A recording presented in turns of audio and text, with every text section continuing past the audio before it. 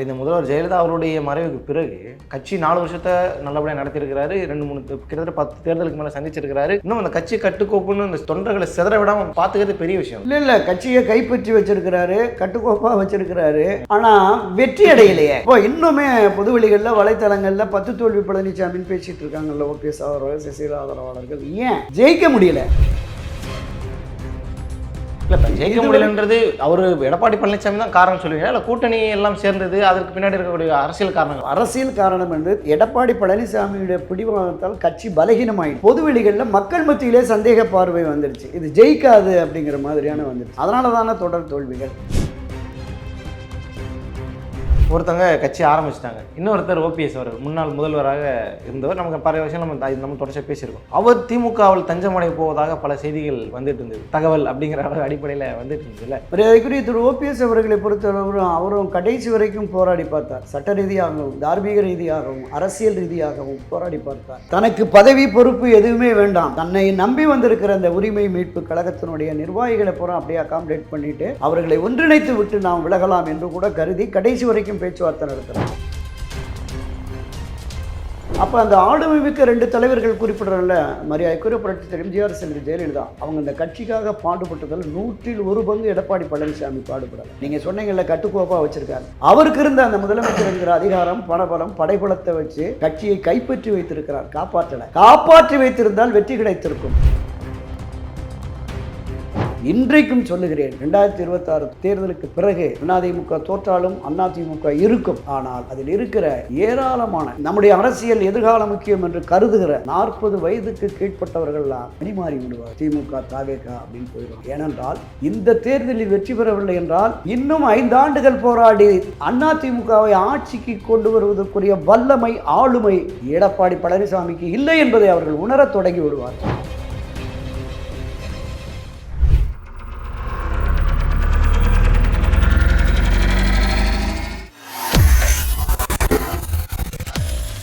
வேலை வேண்டுமா? Blue ocean இருக்கிறது. 10th 12th டிப்ளமோ டிகிரி படித்தவர்களுக்கு உணவு, தங்குமிடம், இஎஸ்ஐ, பிஎஃப், இன்சூரன்ஸ் உள்ளிட்ட சலுகைகளுடன் அனுபவத்திற்கேற்ற நல்ல சம்பளம் 15,000 முதல் 30,000 வரை. பெண்களுக்கு முன்னுரிமை. 2,000க்கும் மேற்பட்ட வேலை வாய்ப்புகள் உள்ளன. இப்போதே தொடர்பு கொள்ளுங்கள். Blue ocean.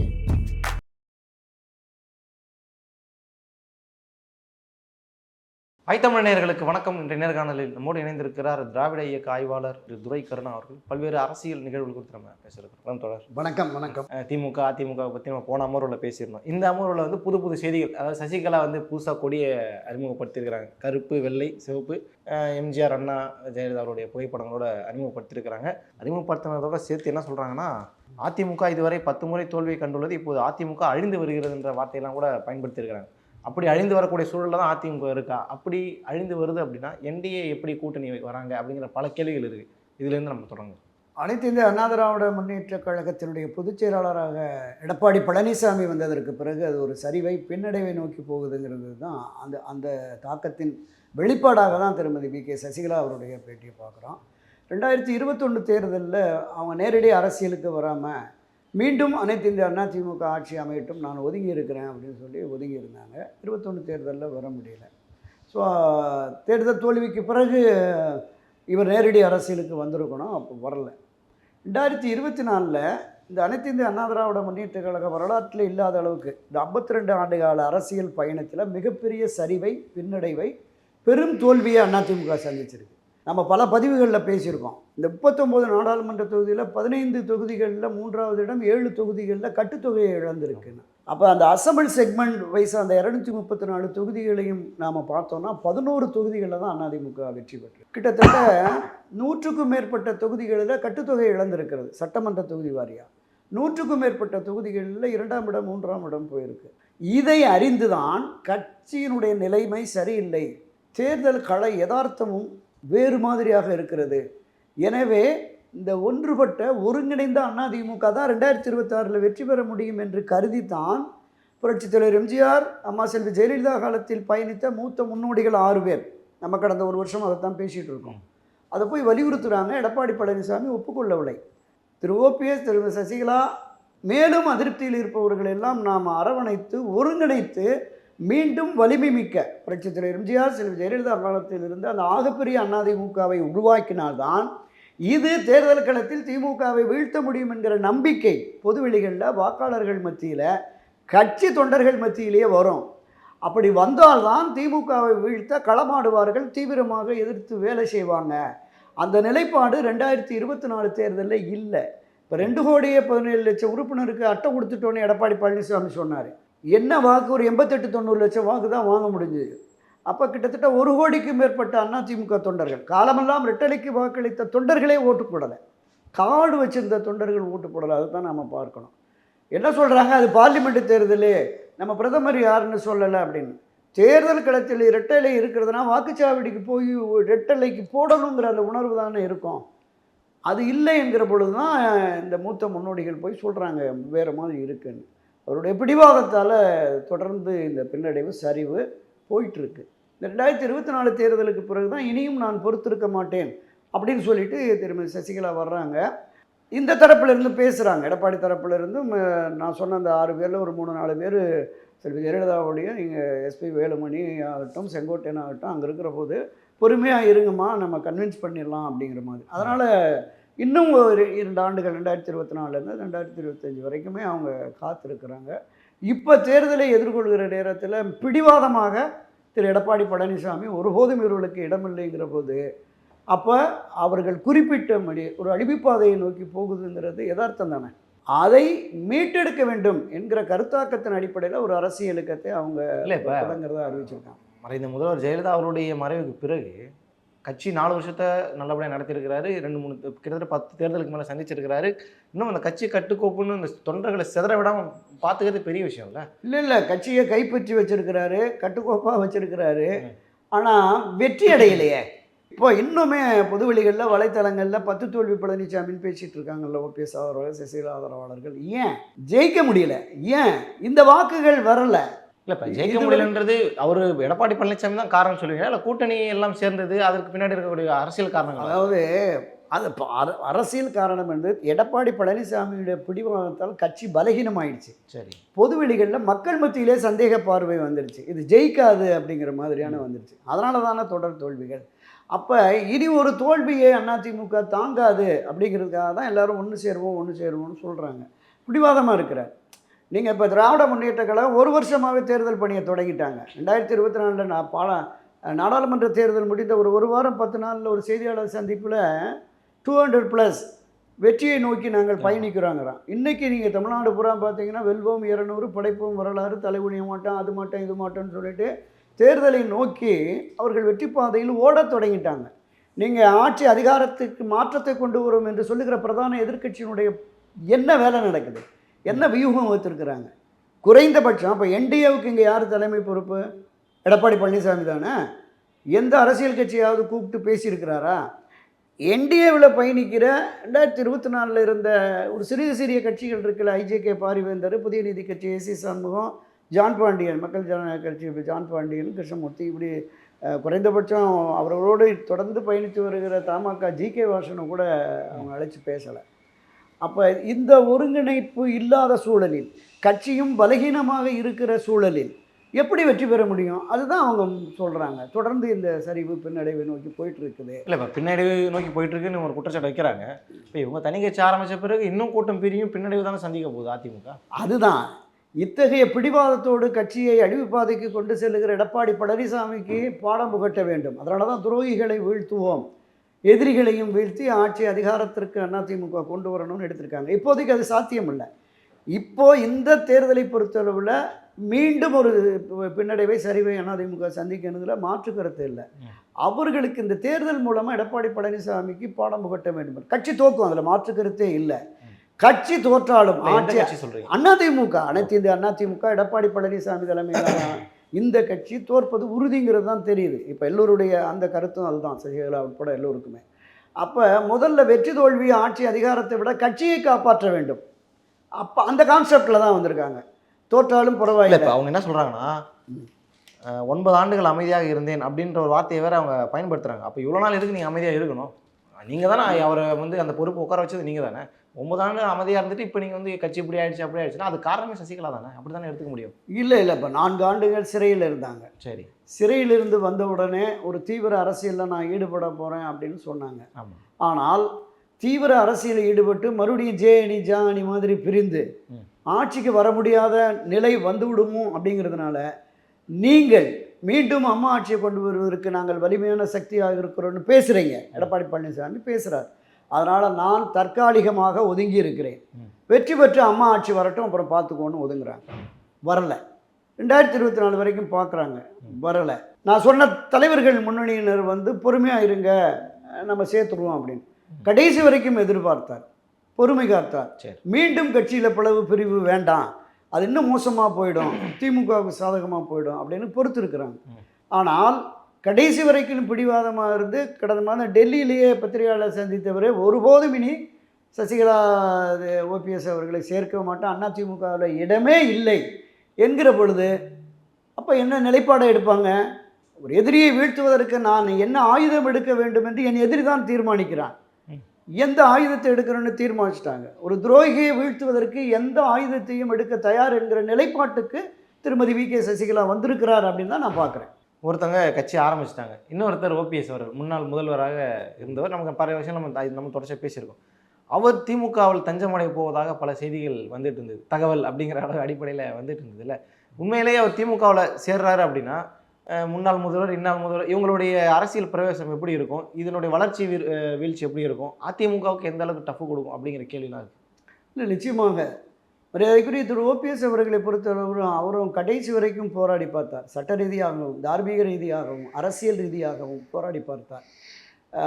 தனக்கு பதவி பொறுப்பு எதுவுமே வேண்டாம், தன்னை நம்பி வந்திருக்கிற அந்த உரிமை மீட்பு கழகத்தினுடைய நிர்வாகிகளை பூரா அப்படியே அகாமடேட் பண்ணிட்டு அவர்களை ஒன்றிணைத்து விட்டு நாம் விலகலாம் என்று கூட கருதி கடைசி வரைக்கும் பேச்சுவார்த்தை நடத்துகிறார்.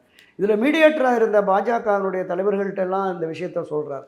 கடைசியாக கடந்த மாதம் அமித்ஷாவை சந்தித்து எனவே இந்த கள நிலவரம் இந்த மாதிரி இருக்குது அப்படிங்கிற மாதிரி வலியுறுத்திட்டு வந்திருக்கிறார். ஆனால் எதுவுமே சாத்தியமில்லை.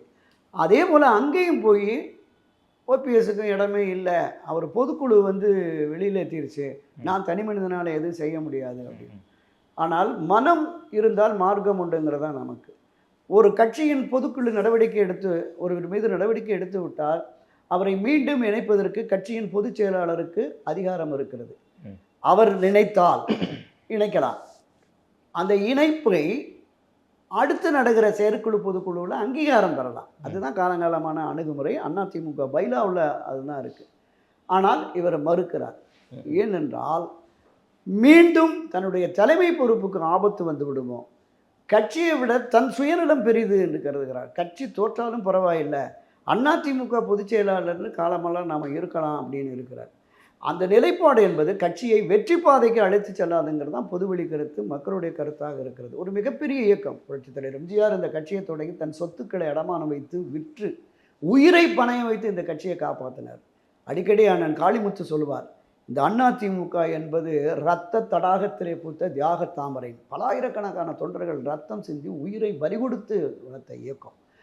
அவர் 3 முறை தொடர் வெற்றியை 73 திண்டுக்கல் நாடாளுமன்ற இடைத்தேர்தல் தொட்டி தொடர் வெற்றியை பெற்று இந்த தமிழக அரசியல் களத்தில் மிகப்பெரிய அரசியல் சாணக்கியன் ராஜதந்திரி என்று பேசப்பட்ட திரு கருணாநிதியை 13 ஆண்டுகள் கோட்டை பக்கமே வரவிடாத அளவுக்கு ஒரு மகத்தான வெற்றியை பெற்றவர் புரட்சித் தலைவர் எம்ஜிஆர். அத்தகைய மாபெரும் இயக்கம் அதிமுக.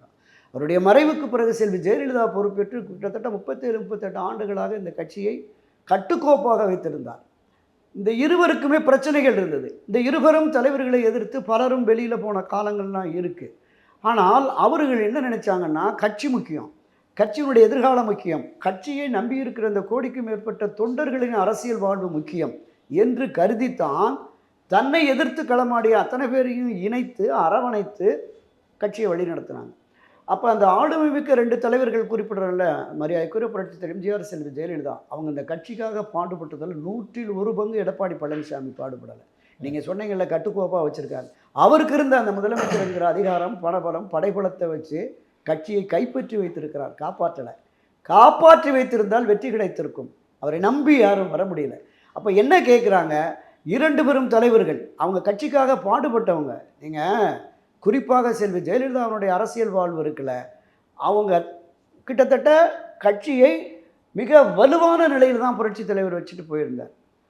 ஆனாலும் கூட அந்த கட்சிக்கு பொறுப்பேற்ற பிறகு 1988 செப்டம்பர் தொடங்கி 89 தேர்தல் வரைக்கும் தமிழ்நாடு முழுவதும் கிட்டத்தட்ட 36,000 38,000 கிலோமீட்டர் நான் தொடர்ந்து பயணித்தேன் அவங்களோட. அதனால் சொல்கிறேன், அப்படி இரவு பகல் மாறாமல் சுற்றுப்பயணம் செய்து தொண்டர்களையும் கட்சியையும் வலுவாக வைத்திருந்தார். அதைத்தான் சொன்னேன், 100ல் 1 பகுதி நீ ஏதாவது பண்ணியிருக்கீங்களா எடப்பாடி பழனிசாமி கட்சியின் வளர்ச்சிக்காக? இல்லை. இந்த இருவரும் தலைவர்கள் வழியில் இந்த கட்சியை கொண்டு சென்றால்தான் உங்களால் வெற்றி பாதைக்கு இதை அழைத்து செல்ல முடியும்னு பலரும் ஆலோசனை கூறியும் அறிவுரை சொல்லியும் கேட்கலை. இன்றைக்கு எழுதி வச்சுங்க, 2026 தேர்தலில் மிக மோசமான தோல்வியை தழுவுகிற பொழுது திரு எடப்பாடி பழனிசாமிக்கு எதிராக கட்சியின் அடிப்படை தொண்டர்களிலிருந்து நிர்வாகிகள் ஒரு போர்க்குரலை எழுப்புவார்கள். இல்லை, இந்த குழப்பத்துக்கு காரணம் யாருன்னு கேட்கும்போது நான் ஏற்கனவே கேட்டேன், சசிகலா அவங்க காரணமாக இருக்க மாட்டாங்கன்னு கேட்டேன். இப்போ அதே கேள்வி ஓபிஎஸ்க்கு வரும்ல, கட்சியில் பல குழப்பங்கள் நடந்ததுக்கு காரணம் தெரிஞ்சோ தெரியாமல் அவரும் ஒரு காரணம் தானே. கட்சி இன்னைக்கு இவ்வளோ இந்த அளவுக்கு தேய்கிறதுக்கு காரணம் இல்லை, நான் சொல்கிறேன், முதற் காரணம் எடப்பாடி பழனிசாமி. நான் குற்றச்சாட்டாகவே சொல்கிறேன். ஏங்க, ஒரு கட்சியில் ஒருங்கிணைப்பாளர் யார்? அவர் தானே கட்சியினுடைய முதன்மை பொறுப்பு. நீங்கள் இணை ஒருங்கிணைப்பாளர், இருவரும் இணைந்து கட்சியை நடத்துவோன்னு சொன்னீங்க. அவர் சொன்னார், நீங்கள் ஆட்சியை நடத்துங்க, நான் கட்சியை நடத்துகிறேன், எனக்கு கட்சி பொறுப்பே வேண்டாங்க. இல்லை அதெல்லாம் இல்லை, நீங்கள் 3 முறை முதலமைச்சர் பொறுப்பில் இருந்துட்டு உங்களை விட்டுட்டு செய்ய முடியாது, நீங்கள் துணை முதலமைச்சராக இருங்க, நான் முதலமைச்சராக இருக்கிறேன், 2 பேரும் இணைந்து ஆட்சியை நடத்துவோம், இருவரும் இணைந்து கட்சியை நடத்துவோம். ஆனால் முதலமைச்சர் என்கிற பொறுப்பு கிடைத்த ஒரு மாத காலத்திலேயே ஒருங்கிணைப்பாளரை கலந்து ஆலோசிக்காமல் எடப்பாடியும் அவரை சார்ந்தவர்களும் முடிவெடுத்து அவர் கையெழுத்து போட்டு அவர்கிட்ட போய் ஒருங்கிணைப்பாளர்கிட்ட நெருக்கடி கொடுத்து அழுத்தம் கொடுத்து கையெழுத்து வாங்கிட்டு வந்துட்டு இருந்தாங்க. சரி, அப்படியே ஆட்சியில் போயிடுச்சு. கட்சியில் ஒரு 10-11 ஆண்டுகள் ஃபைனான்ஸ் மினிஸ்டராக இருந்தார்ல ஓபிஎஸ், முதலமைச்சராக செல்வி ஜெயலலிதா இருந்தாங்கல்ல. ஜெயலலிதா அந்த 52 துறைகள் இருக்குது அரசு துறை, அந்த துறைகளுடைய ஆய்வு கூட்டம் நடத்துகிற போது முதலமைச்சர் அருகிலே நிதியமைச்சராக பன்னீர்செல்வம் இருப்பார். இவர் துணை முதலமைச்சராக எடப்பாடி பழனிசாமி கூட பயணித்தார்ல. ஒரு கூட்டத்தில் கூட, அந்த ஆய்வு கூட்டத்தில் அவரை ஓபிஎஸ்ஸை கூப்பிடலை. அவருடைய அந்த சிஎம்டி ஹவுசிங் போர்டு அந்த ஆய்வு கூட்டத்துக்கு மட்டும்தான் அவர் அழைக்கப்பட்டார். அதே மாதிரி செல்வி ஜெயலலிதா அவர்கள் முதலமைச்சராக இருந்தபோது பிற மாநில முதல்வர்கள், கவர்னர்கள், வெளிநாட்டு அதிபர்கள், இராணுவ அதிகாரிகள்லாம் வந்து பார்க்குறபோது அந்த அறையில், அந்த கேபினெட்டில் அருகில் அவர் இருப்பார். அந்தளவுக்கு முக்கியத்துவம் கொடுத்துருந்தாங்க. ஆனால் இவர் புறக்கணிக்கிறார். எப்போ? தொடக்க முதலே திரு ஓபிஎஸ்னுடைய செய்தி பத்திரிகைகளுக்கு வரக்கூடாதுன்னு கூட எடப்பாடி பழனிசாமியினுடைய அந்த அவர் கூட இருந்த அதிகாரிகள் அதெல்லாம் தடைப்படுத்தி துணை முதலமைச்சரின் மக்கள் தொடர்பு அதிகாரின்னு ஒருத்தரை போட்டு இவர் செய்திகளை வெளியிட வேண்டிய நிலை இருந்தது. அப்போ தொடக்க முதலே தன்னை மட்டுமே முன்னிலைப்படுத்தி கட்சி எப்படி போனால் என்ன, தான் வர வேண்டும், தான் முதன்மை இடத்தில் இருக்க வேண்டும் என்கிற அந்த ஒருவித எதேச்சாதிகார போக்கில் எடப்பாடி பழனிசாமி போனதனுடைய விளைவு தான் இந்த குழப்பங்கள் எல்லாத்திற்குமே அடிப்படை காரணம். இவ்வளோ ஆண்டு காலமாக யாரை எதிர்த்து அரசியல் பண்ணோமோ அந்த கட்சியில் திமுகவில் ஓபிஎஸ் அப்படிங்கிறது ஒரு முரண்பாடாக தெரியாதா? ஓபிஎஸ்னுடைய திமுகவில் இணைந்த அந்த நிலைப்பாடை நான் ஒருபோதும் ஏற்க மாட்டேன். அது சரியானதில்லை. நான் அவரிடமே நேராக சொன்னேன், திமுகவில் நீங்கள் இணைவது அரசியல் தற்கொலைக்கு சமம் என்று நான் நேரடியாக அவரிடமே சொன்னேன். வேண்டாம், முதலமைச்சர் பொன்மனச்சம்பள புரட்சித் தலைவர் எம்ஜிஆர் அமர்ந்த இருக்கையில் நீங்கள் அமர்ந்து இருக்கிறீர்கள், அம்மா செல்வி ஜெயலலிதாவுடைய இருக்கையில் நீங்கள் அமர்ந்து இருக்கிறீர்கள். வேறு எவருக்கும் கிடைக்காத அண்ணா திராவிட முன்னேற்றக் கழகத்தினுடைய ஆட்சியில் 3 முறை முதலமைச்சராக இருந்திருக்கிறீர்கள். இந்த கட்சியை தொடங்கியதன் நோக்கமே திமுகவை அரசியல் களத்தில் வீழ்த்த வேண்டும் என்பதுதான். அதோடு போய் சேருவது என்பது அரசியல் தற்கொலைக்கு சமம். அந்த முடிவை எடுத்து விடாதீர்கள் என்ன. ஆனால் ஏதாவது அரசியலில் தன்னை தமிழக அரசியல் களத்திலிருந்தே அப்புறப்படுத்த வேண்டும் என்று தடையாக இடையூறாக இருக்கிற திரு எடப்பாடி பழனிசாமிக்கு பாடம் புகட்ட வேண்டும் என்பதால் இந்த ஒரு முடிவை அவர் எடுத்துட்டாருன்னு தான் பார்க்குறேன். ஒரு துரோகியை வீழ்த்துவதற்கு எதிரியோடு கைகோர்க்கிறாம் என்ற மனப்போக்கு வந்துருச்சு. அவருடைய அரசியல் இருப்பை தக்க வைத்துக் கொள்வதற்காக, அவருடைய எதிர்காலத்தை தக்க வைத்துக் கொள்ள வேண்டும் என்பதற்காக இந்த முடிவை அவர் எடுத்திருந்தார். ஆனால் அந்த முடிவு தவறானது என்பதுதான். ஏன்னா பொதுவெளிகளில் விமர்சனம் இருக்கும்ல, இப்போ நீங்கள் குறிப்பிட்ட இதே விமர்சனம் வெளியில் இருக்கும்ல. இந்த விமர்சனங்களை தாண்டியும் தாம் பயணிப்போம் அப்படிங்கிற அந்த மனநிலைக்கு வந்தது போது அதை யாரும் தடுக்க முடியாது. அது அவருடைய சுயமான முடிவு என்று தான் பார்க்க வேண்டும். அதை என்னை போன்ற அண்ணா திராவிட முன்னேற்றக் கழகத்தில் இந்த 53 ஆண்டுகளாக பயணித்து வருகிற என்னை போன்ற தொண்டர்களும் நிர்வாகிகளும் கூட, அவரோடு பயணிக்கிற நிர்வாகிகளும் கூட ஒப்புக்கொள்ள மாட்டார்கள் என்பதுதான் என்னுடைய பார்வை கருத்து. இன்றைக்கும் சொல்லுகிறேன், 2026 தேர்தலுக்கு பிறகு அதிமுக தோற்றாலும் அதிமுக இருக்கும், அதில் எந்த மாற்று கருத்துமே இல்லை. ஆனால் அதில் இருக்கிற ஏராளமான நம்முடைய அரசியல் எதிர்காலம் முக்கியம் என்று கருதுகிற 40 வயதுக்கு கீழ்ப்பட்டவர்கள்லாம் அணிமாறி விடுவார்கள். திமுக தாவேக அப்படின்னு போயிடுவாங்க. ஏனென்றால் இந்த தேர்தலில் வெற்றி பெறவில்லை என்றால் இன்னும் 5 ஆண்டுகள் போராடி அதிமுகவை ஆட்சிக்கு கொண்டு வருவதற்குரிய வல்லமை, ஆளுமை எடப்பாடி பழனிசாமிக்கு இல்லை என்பதை அவர்கள் உணரத் தொடங்கி விடுவார்கள். அதனால தான் சொல்கிறேன், ஒரு பெரிய பின்னடைவு, சரிவு மீண்டும் அதிமுகவுக்கு இருக்கிறது. அதை மீட்டெடுப்பதற்கு, அதிலிருந்து வெற்றி பாதைக்கு அழைத்து செல்வதற்கான வியூகங்களை இன்றே இப்போது திரு எடப்பாடி பழனிசாமி எடுத்தால் தப்பிப்பார், இல்லை என்றால் அவ்வளோதான்.